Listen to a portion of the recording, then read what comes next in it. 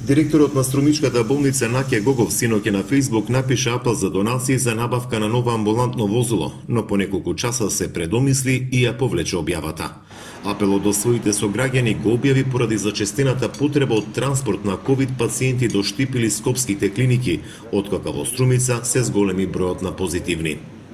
Заради малиот број болнички возила, заради тоа што се застарени и често се расипуваат, заради ситуацијата во која се наоѓаме со коронавирусот, каде транспортот на пациенти е неколкократно зголемен, ние како јавна здравствена установа Општа болница Струмица имаме потреба од ново болничко возило, напиша Гогов, при што ја објави жиро сметката на болницата за донации, но поострите критики од јавноста ја повлече.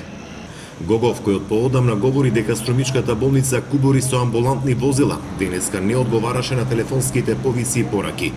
2 август едно возило страдаше во сообраќајка пред Штип, при што кажа дека едва се снаоѓаат со возила за транспорт.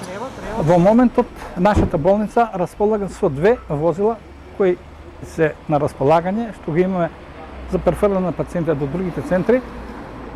И тоа се стари возила кои што се уште не се сигурни во работата и затоа понекој пат останува дефект на сред пат, патувајќи за Скопје или за Штип. Тоа се 2 возила, 2 комбиња, а додека леки возила има 3 кои што ги користиме тука. Опозиционата ВМРО ДПМН остро реагираше на објавата на Гогов, бидејќи при расправата на Комисијата за финансирање и буџет доставиле амандман за набавка на 3 амбулантни возила за Струмичката болница, но власта ги одбила. Власта овој амандман го одби со образложение дека не е потребна таква набавка. Очигледно е дека власта или не ја знае состојбата во Струмичката болница или не сака да ги помогне капацитетите, само затоа што предлог амандманот на буџетот доаѓа од пратениците на ВМРО ДПМН.